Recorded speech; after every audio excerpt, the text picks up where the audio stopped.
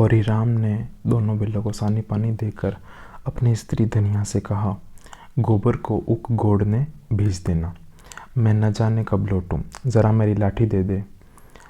धनिया के दोनों हाथ गोबर से भरे थे। उपले पात कर आई थी। बोली, अरे कुछ रस पानी तो कर लो, ऐसी जल्दी क्या है।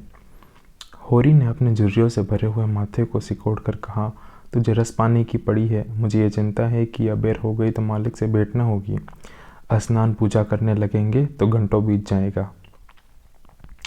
इसी से तो कहती हूँ कुछ जलपान कर लो, और आज न जाओगे तो कौन हरज होगा। अभी तो परसों गए थे। तू जो बात नहीं समझती उसमें टांग क्यों अड़ाती है भाई। मेरी लाठी दे दे और अपना काम देख। यह इसी मिलते जुलते रहने का प्रसाद है कि अब तक जान बची हुई है, नहीं कहीं पता ना लगता कि किधर गए। गांव में इतने आदमी तो हैं, किसी पर बेदखली नहीं आई, किस पर कुड़की नहीं आई। जब दूसरों के पांव तले अपनी गर्दन दबी हुई तो उन पांवों को सहलाने में ही कुशल है। धनिया इतनी व्यवहार कुशल न थी। उसका विचार था कि हमने जमींदार के खेत जोते हैं तो वह अपना लगान ही तो लेगा, उसकी खुशामद क्यों करें, उसके तलवे क्यों सहलाएं। यद्यपि अपने विवाहित जीवन के इन 20 वर्षों में उसे अच्छी तरह अनुभव हो गया था कि चाहे कितनी बार कतर ब्योंत करे, कितना ही पेट काटो, चाहे एक एक कौड़ी को दांत से पकड़ो, मगर लगान बेबाक होना मुश्किल है। फिर भी वह हार न मानती थी और इस विषय पर स्त्री पुरुष में आए दिन संग्राम छिड़ा रहता था। उसकी 6 संतानों में अब केवल 3 जिंदा हैं। एक लड़का गोबर कोई 16 साल का और 2 लड़कियां सोना और रूपा 12 और 8 साल की। 3 लड़के बचपन में ही मर गए। उसका मन आज भी कहता है अगर उनकी दवा दारू होती तो वे बच जाते, पर वह एक धेले की भी दवा न मंगवा सकी। उसकी ही उम्र भी क्या थी, 36वां ही तो साल था, पर सारे बाल पक गए थे, चेहरे पर झुर्रियाँ पड़ गई थी, सारी देह ढल गई थी। वह सुंदर और गेहुआ रंग संवला गया था और आंखों से भी कम सूझने लगा था। पेट की चिंता ही के कारण तो कभी तो जीवन का सुख न मिला। इस चिरस्थायी जीर्णावस्था ने उसके आत्मसम्मान को उदासीनता को रूप दे दिया। जिस गृहस्थी में पेट को रोटियां भी न मिले, उसके लिए इतनी खुशामद क्यों। इस परिस्थिति से उसका मन बराबर विद्रोह किया करता था और 2-4 गुड़कियां खा लेने पर ही उसे यथार्थ का ज्ञान होता था। उसने परास्त होकर हौरी की लाठी, मिर्जई, जूते, पगड़ी और तंबाकू का बटुआ लाकर सामने पटक दिए। हौरी ने उसकी ओर आंखें तरेर कर कहा, क्या ससुराल जाना है जो 5 पोशाक लाई है। ससुराल में भी तो कोई जवान साली सलहज नहीं बैठी है जिसे जाकर दिखाऊं। हौरी के गहले सांवले पिचके हुए चेहरे पर मुस्कुराहट की मृदुता झलक पड़ी। धनिया ने लजाते हुए कहा, ऐसे ही तो बड़े सजीले जवान हो कि साली सलहजे तुम्हें देखकर रीझ जाएंगी। हौरी ने फटी हुई मिर्जई को बड़ी सावधानी से तह करके खाट पर रखते हुए कहा, तो तू क्या समझती है मैं बूढ़ा हो गया हूँ। अभी तो 40 भी नहीं हुए। मर्द 60 पर पाटे होते हैं। जाकर शीशे में मुंह देखो। तुम जैसे मर्द 60 पर पाटे नहीं होते। दूध घी अंजन लगाने तक को तो मिलता नहीं, पाटे होंगे। तुम्हारी दशा देखकर तो मैं और भी सूखी जाती हूँ कि भगवान यह बुढ़ावा कैसे कटेगा, किसके द्वार पर भीख मांगेंगे। हौरी की वह क्षणिक मृदुता यथार्थ की इस आँच में जैसे झुलस गई। लकड़ी संभालता हुआ बोला, 60 तक पहुँचने की नौबत न आने पाएगी धनिया, इसके पहले ही चल देंगे। धनिया ने तिरस्कार किया, अच्छा रहने दो, मत अशुभ मुँह से निकलो। तुमसे कोई भी अच्छी बात भी कहे तो लगते हो कोसने। हौरी कंधे पर लाठी रखकर घर से निकला तो धनिया द्वार पर आकर खड़ी उसे देखती रही। उसके इन निराशा भरे शब्दों ने धनिया के चोट खाए हुए हृदय में आतंकमय कंपन सा डाल दिया था। वह जैसे अपने नारीत्व के संपूर्ण तप और व्रत से अपने पति को अभयदान दे रही थी। उसके अंतःकरण से जैसे आशीर्वादों का व्यूह सा निकलकर होरी को अपने अंदर छिपा लेता था। विपिनता के इस अथाह सागर में सुहाग की वह तृण था जिसे पकड़े हुए वह संसार को पार कर रही थी। इन असंगत शब्दों ने यथार्थ के निकट होने पर भी मानो झटका देकर उसके हाथ से वह तिनके का सहारा छीन लेना चाहा। बल्कि यथार्थ के निकट होने के कारण ही उनमें इतनी वेदना शक्ति आ गई थी। काना कहने से काने को दुख होता है, यह क्या दो आँखों वाले आदमी को हो सकता है। होरी कदम बढ़ाए चला जाता था। पगडंडी के दोनों ओर ऊख की पौधों की लहराती हुई हरियाली को देखकर उसके मन में कहा, भगवान कहीं गौ से बरखा कर दे और डांडी भी सुबीते से रहे तो एक गाय ज़रूर लेगा। देशी गाय तो न दूध दे न उनके बच्चे ही किसी काम के हों। बहुत हुआ तो तेली के कोल्हू में चले। नहीं, वह पछाई गाय लेगा, उसकी खूब सेवा करेगा, कुछ नहीं तो 4-5 सेर दूध होगा। गोबर दूध के लिए तरस तरस कर रह जाता है। इस उम्र में न खाया पिया तो फिर कब खाएगा। साल भर भी दूध पी ले तो देखने लायक हो जाए। बछवे भी अच्छे बैल निकलेंगे। 200 से कम की गोई न होगी। फिर गऊ से ही तो द्वार की शोभा है। सवेरे सवेरे गऊ के दर्शन हो जाएं तो क्या कहना। न जाने कब यह साध पूरी होगी, कब वह शुभ दिन आएगा। हर एक गृहस्थ की भांति होरी के मन में भी गऊ की लालसा चिरकाल से संचित चली आती थी। यही उसके जीवन का सबसे बड़ा स्वप्न, सबसे बड़ी साध थी। बैंक सूद से चैन करने या ज़मीन खरीदने या महल बनवाने की विशाल आकांक्षाएं उसके नन्हे से हृदय में कैसे समाती। जेठ का सूर्य आमों के झुरमुट से निकलकर आकाश पर छाई हुई लालिमा को अपने रजत प्रताप से तेज प्रदान करता हुआ ऊपर चढ़ रहा था और हवा में गर्मी आने लगी थी। दोनों ओर खेतों में काम करने वाले किसान उसे देखकर राम राम करते और सम्मान भाव से चीलम पीने का निमंत्रण देते। पर होरी को इतना अवकाश कहाँ था। उसके अंदर बैठी हुई सम्मान लालसा ऐसा आदर पाकर उसके सूखे मुख पर गर्व की झलक पैदा कर रही थी। मालिकों से मिलते जुलते रहने का ही तो यह प्रसाद है कि सब उसका आदर करते हैं, नहीं उसे कौन पूछता। 5 बीघे के किसान की बिसात ही क्या। यह कम आदर नहीं है कि 3-3, 4-4 हल वाले महतो भी उसके सामने सिर झुकाते हैं। अब वह खेतों के बीच की पगडंडी छोड़कर एक खलेटी में आ गया था, जहाँ बरसात में पानी भर जाने के कारण तरी रहती थी और जेठ में कुछ हरियाली नजर आती थी। आसपास के गांवों की गौएं यहाँ चरने आया करती थी। उस समय वे भी यहाँ की हवा में कुछ ताजगी और ठंडक थी। होरी ने 2-3 सांसें जोर से ली।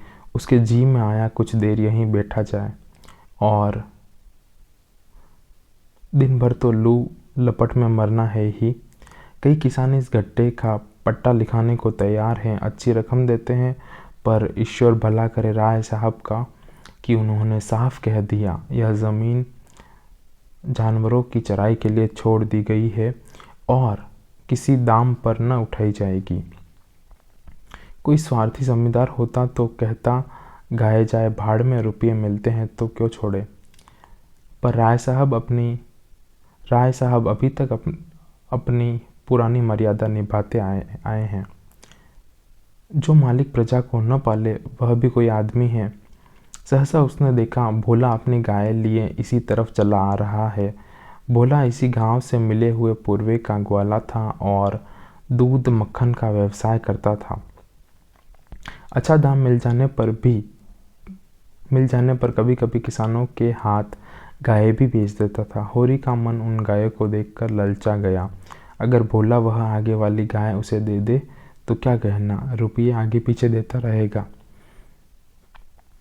वह जानता था घर में रुपये नहीं हैं, अभी तक लगान नहीं चुकाया जा सका। विशेषर साहा का देना भी बाकी है। जिस पर आने रुपये का सूद चढ़ रहा है। लेकिन दरिद्रता में जो एक प्रकार की अदूरदर्शिता होती है, वह निर्लज्जता जो तकाजे, गाली और मार से भी भयभीत नहीं होती, उसने उसे प्रोत्साहित किया। बरसों से जो साध मन को आंदोलित कर रही थी, उसने उसे विचलित कर दिया। भोला के समीप जाकर बोला, राम राम भोला भाई, कहो क्या रंग ढंग है, सुना आपकी मेले से नई गाय लाए हो। भोला ने रुखाई से जवाब दिया। होरी के मन की बात उसने ताड़ ली थी। हाँ, 2 बछिए और 2 गाय लाया। पहले वाली गाय सब सूख गई थी, बंदी पर दूध न पहुँचे तो गुजर कैसे हो। होरी ने आगे वाली गाय के पुट्ठे पर हाथ रखकर कहा, दुधारू मालूम होती है, कितने में ले ली। भोला ने शान जमाई। अब की बाजार बड़ा तेज रहा, मैं तो 80 रुपये देने पड़े। आंखें निकल गई। 30-30 रुपये तो दोनों कलोरों के दिए। 30 पर गाहक रुपये का 8 सेर दूध मांगता है। बड़ा भारी कलेजा है तुम लोगों का भाई, लेकिन फिर लाए भी तो वह माल की यहाँ 10-5 गांवों में तो किसी के पास नहीं निकलेगी।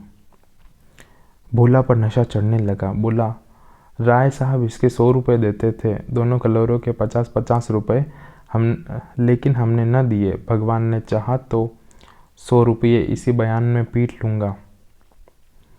इसमें क्या संदेह है भाई, मालिक क्या खा लेंगे, नजराने में मिल जाए तो ले ले। यह तुम्ही लोगों का गुर्दा है कि अंजुली भर रुपये तकदीर के भरोसे गिन देते हो। यही जी चाहता है कि इसके दर्शन करता रहूं। धन्य है तुम्हारा जीवन कि गौओं की इतनी सेवा करते हो। हमें तो गाय का गोबर भी मयस्सर नहीं। गिरस्त के घर में एक गाय भी न हो तो कितने लज्जा की बात है। साल के साल बीत जाते हैं, गोरस के दर्शन नहीं होते। घरवाली बार बार कहती हैं, भोला भैया से क्यों नहीं कहते। मैं कह देता हूँ, कभी मिलेंगे तो कहूँगा। तुम्हारे स्वभाव से बड़ी प्रसन्न रहती है। कहती है, ऐसा मर्द ही नहीं देखा कि जब बातें करेंगे नीची आंखें करके करेंगे, कभी सिर नहीं उठाते। भोला पर जो नशा चढ़ रहा था, उसे इस भरपूर प्याले ने और गहरा कर दिया। बोला, आदमी वही है जो दूसरों की बहू बेटी को अपनी बहू बेटी समझे। जो दुष्ट किसी महरिया की ओर ताके, उसे गोली मार देना चाहिए। यह तुमने लाख रुपए की बात कह दी भाई। बस सज्जन वही जो दूसरों की आबरू को अपनी आबरू समझे। जिस तरह मर्द के मर जाने से औरत अनाथ हो जाती है, उसी तरह औरत के मर जाने से मर्द के हाथ पांव टूट जाते हैं। मेरा तो घर उजड़ गया। मैं तो कोई एक लोटा पानी देने वाला भी नहीं है। गत वर्ष भोला की स्त्री लू लगने से मर गई थी। यह होरी जानता था, लेकिन 50 बरस का खंकड़ भोला भीतर से इतना स्निग्ध है, वह न जानता था। स्त्री की लालसा उसकी आंखों में सजल हो गई। होरी को आसन मिल गया। उसकी व्यवहारिक कृषक बुद्धि सजग हो गई। पुरानी मसल थोड़ी झूठी थोड़ी है। बिन गरनी गरभूत का डेरा, कहीं सगाई क्यों नहीं ठीक कर लेते। ताक में हूँ मैं तो, पर कोई जल्दी फंसता नहीं। 150 खर्च करने को भी तैयार हूँ, जैसी भगवान की इच्छा। अब मैं भी फिक्र में रहूँगा। भगवान चाहेंगे तो जल्दी घर बस जाएगा। बस यही समझ लो, उबर जाऊँगा भैया। घर में खाने को भगवान का दिया बहुत है। 4 पसेरी रोज़ दूध हो जाता है, लेकिन किस काम का। मेरे ससुराल में एक महरिया है, 3-4 साल हुए हैं। उसका आदमी उसे छोड़कर कलकत्ते चला गया। बेचारी पिसाई करके गुजर कर रही है। बाल बच्चा भी कोई नहीं है। देखने सुनने में अच्छी है, बस लक्ष्मी समझ लो। भोला का सिकुड़ा हुआ चेहरा जैसे चिकना गया। आशा में कितनी सुधा है। बोला, अब तो तुम्हारा आसरा है। मैं तो छुट्टी हो तो चलो एक दिन देख आएँ। मैं ठीक ठाक करके तब तुमसे कहूँगा। बहुत उतावली करने से भी काम बिगड़ जाता है। जब तुम्हारी इच्छा हो तब चलो, उतावली काहे की। इस कबरी पर मन ललचाया हो तो ले लो। यह गाय मेरे मान की नहीं है दादा। मैं तुम्हें नुकसान नहीं पहुंचाना चाहता। अपना धर्म यह नहीं कि मित्रों का गला दबाएं। जैसे इतने दिन बीते हैं वैसे और भी बीत जाएंगे। तुम तो ऐसी बातें करते हो रही जैसे हम तुम दो हो। तुम गाय ले जाओ, दाम जो चाहे दे देना। जैसे मेरे घर रही वैसे तुम्हारे घर रही। 80 रुपये में ली थी, तुम 80 रुपये ही देना जाओ। लेकिन मेरे पास नगद नहीं है दादा, समझ लो। तो तुमसे नकद मांगता कौन है भाई? होरी की छाती गजभर की हो गई। 80 रुपये में गाय महंगी न थी। ऐसा अच्छा डील डोल, दोनों जून में 6-7 सेर दूध, सीधी ऐसी कि बच्चा भी दूह ले। इसका तो एक एक बाछा 100-100 का होगा। द्वार पर बंधेगी तो द्वार की शोभा बढ़ जाएगी। उसे अभी कोई 400 रुपये देने थे, लेकिन उधार को वह एक तरह से मुफ्त समझता था। कहीं भोला की सगाई ठीक हो गई तो 1-2 साल तो वह बोलेगा भी नहीं। सगाई न भी हुई तो होरी का क्या बिगड़ता है? यही तो होगा, भोला बार बार तगादा करने आएगा, बिगड़ेगा, गालियाँ देगा। लेकिन होरी को इसकी ज़्यादा शर्म न थी। इस व्यवहार का वह आदी था। कृषक के जीवन का तो यह प्रसाद है। भोला के साथ वह छल कर रहा था और वह व्यापार उसकी मर्यादा के अनुकूल था। अब भी लेन देन में उसके लिए लिखा पढ़ी होने और न होने में कोई अंतर न था। सूखे बूढ़े की विपदाएं उसके मन को भीरू बनाए रहती थी। ईश्वर का रौद्र रूप सदैव उसके सामने रहता था, पर यह छल उसकी नीति में छल न था। यह केवल स्वार्थ सिद्धि थी और यह कोई बुरी बात न थी। इस तरह का छल तो वह दिन रात करता रहता था। घर में 2-4 रुपये पड़े रहने पर भी महाजन के सामने कस्में खा जाता था कि 1 पाई भी नहीं है। सन को कुछ गीला कर देना और रुई में कुछ बिनौले भर देना उसकी नीति में जायज़ था। और यह तो केवल स्वार्थ न था, थोड़ा सा मनोरंजन भी था। बुड्ढों का बुढ़बस हास्यास्पद वस्तु है और ऐसे बुड्ढों से अगर कुछ ऐंठ भी लिया जाए तो कोई दोष पाप नहीं। भोला ने गाय की पगैया होरी के हाथ में देते हुए कहा, ले जाओ महतो, तुम भी क्या याद रखोगे? ब्याते ही 6 दूध ले लेना। चलो मैं तुम्हारे घर पहुंचा दूं। शायद तुम्हें अनजान समझकर रास्ते में कुछ दीख करे। अब तुमसे सच कहता हूँ, मालिक 90 रुपये देते थे, पर उनके यहाँ गऊओं की क्या कदर। मुझसे लेकर किसी हाकिम हुकाम को दे देते। हाकिमों को गऊ की सेवा से क्या मतलब? वह तो खून चूसना भर जानते हैं। जब तक दूध देती रखते, फिर किसी के हाथ बेच देते। किसके पल्ले पड़ती कौन जाने। रुपया ही सब कुछ नहीं है भैया, कुछ अपना धर्म भी तो है। तुम्हारे घर आराम से रहेगी। यह न होगा कि तुम आप खाकर सोए रहो और गऊ भूखी खड़ी रहे। उसकी सेवा करोगे, चुमकारोगे, गऊ हमें आशीर्वाद देगी। तुमसे क्या कहूँ भैया, घर में चंगुल भर भूसा नहीं रहा। रुपये सब बाजार में निकल गए। सोचा था महाजन से कुछ लेकर भूसा ले लेंगे, लेकिन महाजन का पहला ही नहीं चुका। उसने इनकार कर दिया। इतने जानवरों को क्या खिलाएं, यह चिंता मारे डालती है। चुटकी चुटकी भर खिलाऊं तो मन भर रोज का खर्च है। भगवान ही पार लगाए तो लगे। होरी ने सहानुभूति के स्वर में कहा, तुमने हमसे पहले क्यों नहीं कहा? हमने 1 गाड़ी भूसा बेच दिया। भोला ने माथा ठोककर कहा, इसलिए नहीं कहा भैया कि अपना दुख क्यों रोऊं। बांटता कोई नहीं, सब हंसते हैं। जो गाय सूख गई उनका गम नहीं। पत्ती सत्ती खिलाकर जिला लूँगा, लेकिन अब यह तो राती बिना नहीं रह सकती। हो सके तो 10-20 रुपये भूसे के लिए दे दो। किसान पक्का स्वार्थी होता है, इसमें संदेह नहीं। उसकी गांठ से रिश्वत के पैसे बड़ी मुश्किल से निकलते हैं। भावताओं में वह चौकस होता है। ब्याज की 1-1 पाई छुड़ाने के लिए वह महाजन की घंटों चिरोरी करता है। जब तक पक्का विश्वास न हो जाए वह किसी के फुसलाने में नहीं आता, लेकिन उसका संपूर्ण जीवन प्रकृति से स्थायी सहयोग है। वृक्षों में फल लगते हैं, उन्हें जनता खाती है। खेती में अनाज होता है, वह संसार के काम आता है। गाय के थन में दूध होता है, वह खुद पीने नहीं जाती, दूसरे ही पीते हैं। मेघों से वर्षा होती है, उससे पृथ्वी तृप्त होती है। ऐसी संगति में कुत्सित स्वार्थ के लिए कहाँ स्थान। और एक किसान था और किसी के जलते हुए घर में हाथ सेकना उसने ही न सीखा था। भोला की संकट कथा सुनते ही उसकी मनोवृत्ति बदल गई।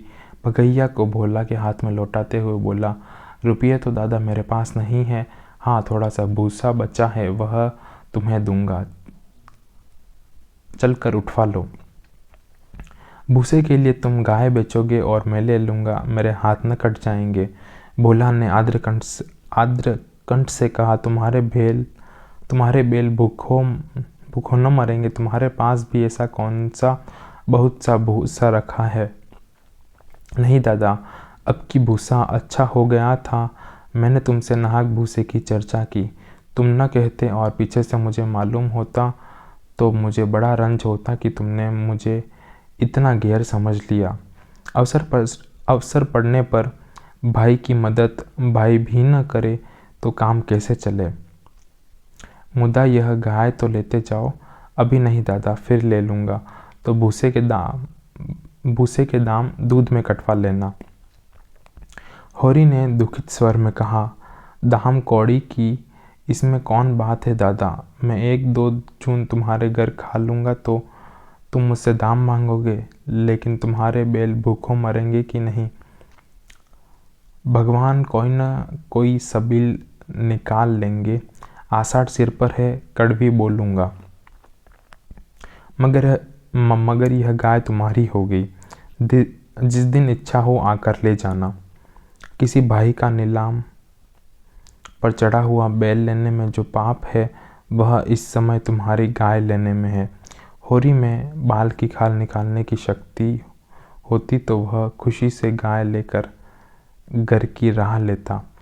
भोला जब नकद रुपए नहीं मांगता तो स्पष्ट था कि वह भूसे के लिए गाय नहीं बेच रहा है, बल्कि इसका कुछ और आशय है। लेकिन जैसे पत्तों के खड़कने पर घोड़ा अकारण ही ठिठक जाता है और मारने पर भी कदम नहीं उठाता, वह दशा होरी की थी। संकट की चीज़ लेना पाप है, यह बात जन्म जन्मांतरों से आत्मा का अंश बन गई थी। भोला ने गदगद कंठ से कहा, तो किसी को भेज दूं भूसे के लिए। होरी ने जवाब दिया, अभी मैं राय साहब की ड्यूटी पर जा रहा हूँ, वहाँ से घड़ी भर में लौटूंगा, तभी किसी को भेजना। भोला की आंखों में आंसू भर आए। बोला, तुमने आज मुझे उबार लिया होरी भाई, मुझे मालूम होता है कि मैं संसार में अकेला नहीं हूँ, मेरा भी कोई हितू है। एक क्षण के बाद उसने फिर कहा, उस बात को भूल न जाना। होरी आगे बढ़ा तो उसका चित्त प्रसन्न था, मन में एक विचित्र स्फूर्ति हो रही थी। क्या हुआ, 10-5 मन भूसा चला जाएगा, बेचारे को संकट में पड़कर अपनी गाय तो न बेचनी पड़ेगी। जब मेरे पास चारा हो जाएगा तब गाय खोल लाऊंगा। भगवान करे मुझे कोई मेहरिया मिल जाए, फिर तो कोई बात ही नहीं। उसने पीछे फिरकर देखा, कबरी गाय पूंछ से मक्खियाँ उड़ाती, सिर हिलाती, मस्तानी मंद गति से झूमती चली जा रही थी, जैसे बांदियों के बीच में कोई रानी हो। कैसा शुभ होगा वह दिन जब यह कामधेनु उसके द्वार